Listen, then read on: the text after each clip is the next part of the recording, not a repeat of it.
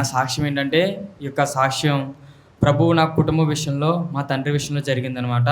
మా నాన్న ఆ గేదెని పట్టుకొని, గేదె ఎదురుంగా తాడుని పట్టుకొని ఉన్నాడంట. నేనంటే చిన్న వయసుని. అప్పుడు మా నాన్న వాళ్ళు సాక్ష్యం చెప్పారు. ఈ యొక్క సాక్ష్యం అంతా కూడా నాకు గుర్తుంది. ఆ సాక్ష్యాన్ని బట్టి నేను రక్షణ పొందాను, దేవుని పూర్తిగా తెలుసుకున్నాను. ఆ సాక్ష్యం మీ మధ్యలో షేర్ చేసుకుంటున్నాను. ఏంటంటే, ఆ గేదెని పట్టుకుని ఉన్నప్పుడు ఆ గేదె ఏం చేసిందంటే, కొమ్ము ఉంటుంది కదా, కొమ్ము పట్టుకొని విసిరి మా నాన్న కుడి కాలులో పొడిచి బయటికి లాగేసింది అనమాట. లాగినప్పుడు కాలుకున్న 2 నరాలు తెగిపోయినాయి అంట. 2 నరాలు తెగిపోయినప్పుడు మా నాన్నకి అక్కడ పడున్నాడు. గోదావరిలో మా బాబాయ్ వాళ్ళు చెప్పారనమాట, మా పెద్దనాన్న వాళ్ళు, గోదావరి నిండా మీ యొక్క నాన్న రక్తమేరా, గోదావరి నిండా ఫ్లోట్ అవుతూనే ఉంటుంది మీ నాన్న రక్తం ఆగట్లేదు, ఎందుకో తెలియట్లేదు అని చెప్పేసి ఇండియా న్యూస్ అనమాట.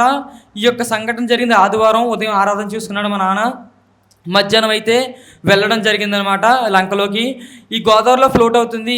దగ్గరున్న తుమాలతోనే, టవల్స్తోనే నాన్న కాలుకి గట్టిగా అక్కడికక్కడే హాస్పిటల్ తీసుకెళ్ళి జాయిన్ చేశారు.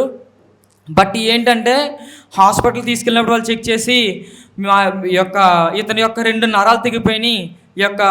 ఈ అబ్బాయికి ఆపరేషన్ చేసినా ఈ అబ్బాయి బతకడు, ఆపరేషన్ చేయడం వల్ల ఈ అబ్బాయి, మేము ఆపరేషన్ చేసిన రోజు అబ్బాయి చనిపోయాడని చెప్పేసి మా ప్రెస్టేజ్ అనేది తగ్గిపోతుంది, మేము ఆపరేషన్ చేయమని చెప్పేసి జాయిన్ చేసిన హాస్పిటల్లో చెప్పారనమాట. ఇంకా మా పెద్దన్న వాళ్ళకి, మా బాబాయ్ వాళ్ళకి ఎవరికి కాళ్ళు చేతులు ఆడడం లేదు. ఆదివారం అయిపోయింది, సోమవారం వచ్చేసింది అనమాట. సోమవారం వచ్చినప్పుడు ఏంటంటే, అప్పుడు హాస్పిటల్లోని ఆపరేషన్ చేయడని చెప్పేసి రాజమండ్రిలో ఒక పెద్ద హాస్పిటల్, జిఎస్ఎల్ హాస్పిటల్లో, మీ అందరూ పేరు వినే ఉంటారు. జిఎస్ఎల్ హాస్పిటల్లో మా నాన్న అడ్మిట్ చేశారు.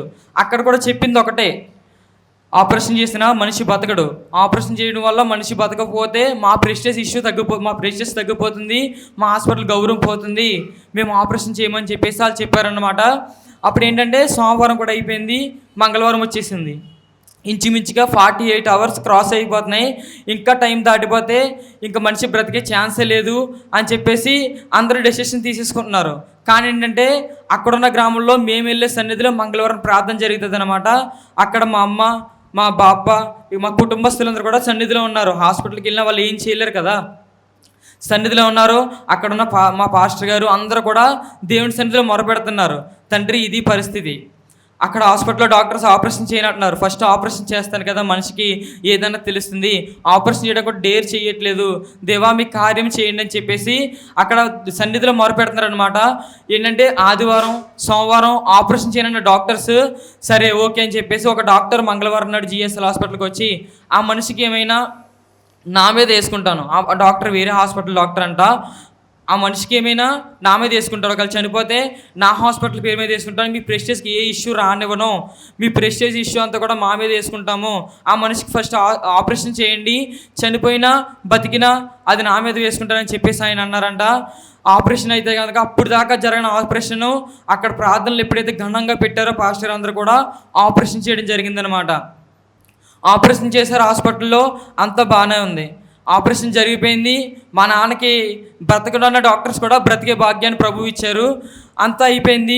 దేవుడి దేవాల మా నాన్న బ్రతికి ఇంటికి వచ్చేసారు. ఇంటికాడ కార్యాలను కూడా సరిగ్గా బాగుంటలేదు, ఇంట్లో పరిస్థితులు బాగుంటలేదు. ఏంటంటే, ఆ తర్వాత సన్నిధిలో మేము ప్రేయర్ పెట్టించుకున్నాం, మా కుటుంబం కోసం పర్సనల్గా ప్రేయర్ పెట్టించుకున్నాం అనమాట చర్చిలో. ఆ చర్చిలో దేవుడు బయలుపరిచింది ఏంటంటే, ఈ అబ్బాయి ఆ మంగళవారం ఆపరేషన్ జరుగుతున్నప్పుడు చనిపోయిన అబ్బాయిని ఏదైతే మంగళవారం నాడు మీరందరూ నా కోసం నా సన్నిధిలో ఉండి ఆ అబ్బాయి వైపు చూడకుండా నా వైపు చూసి ప్రార్థనలు పెట్టారో, మీ ప్రార్థనలను ఆలకించాను. ఆ చనిపోయిన అబ్బాయి యొక్క కుటుంబాన్ని నేను చూసి ఆ అబ్బాయికి తిరిగి పునర్జన్మనిచ్చాను అని చెప్పేసి ప్రభు బయలుపరిచారనమాట. అప్పుడు ఎప్పుడైతే ఆ యొక్క మాటని విన్నానో, ఆ మాట మా డాడే చెప్పాడు నాకు, అమ్మ నాకు పాస్టర్ గారితో చెప్పారనమాట మా నాన్న పర్సనల్ ప్రేయర్లో, నాకు ఈ ఆపరేషన్ జరుగుతున్నప్పుడే నాలో నుండి నా ఆత్మ ఎలా అయితే నా నుండి బయటికి వెళ్ళిపోయిందో అది నాకు ప్రభు చూపించారు. మరలా ప్రభు నా ఆత్మ నాలోకి ఎందుకు పంపించారో ప్రభు మరలా నాకు చూపించారు. ఇదంతా కూడా ఎలా జరిగిందో నాకు చూపించారు. ఇదంతా కూడా నేను చనిపోవడం నాకు చూపించారు ప్రభువు, నేను తిరిగి బ్రతికాను అనేటువంటి యొక్క అంశం నాకు చూపించారమ్మా అని చెప్పేసి మా నాన్న చెప్పడం జరిగిందనమాట. ఎప్పుడైతే ఆ యొక్క మాటను మా నాన్న చెప్పాడో, ఆ యొక్క మాట మీద నేను ఎప్పుడైతే విన్నానో, ఇంకా నేను తండ్రి దేవుని విషయంలోనే ఉండాలి, ఎప్పుడైనా సరే దేవుడే నన్ను నడిపించేది, నా దేవుడే నన్ను కాపాడేది, నా దేవుడే నన్ను నడిపించేది అని చెప్పేసి నేను నిర్ణయించడం జరిగిందనమాట. ఇటు సాక్ష్యాన్ని ప్రభు నా యందు ఉంచారు. మా నాన్న బ్రతికే భాగ్యాన్ని దయచేశారు. ఇప్పుడు నేను ఇట్లా చెన్నైలో ఉన్నానంటే ఒకప్పుడు నా పరిస్థితి వేరు. ఎప్పుడైతే నేను తీర్మానం చేసుకున్నాక మా నాన్నకు ఆ కార్యం జరిగాక మా విద్యలో కానీ దేవుడు మా కుటుంబంలో కానీ మా పరిస్థితుల్లో కానీ ఎంతగానో బలపరిచి ఈ సమయంలో ఇలా ఉండే భాగ్యాన్ని ప్రభు ఇచ్చారు. ఈ యొక్క సాక్ష్యం చెప్పే భాగ్యాన్ని ఇచ్చారు. ఈ యొక్క సాక్ష్యాన్ని ప్రభు దీవించును గాక.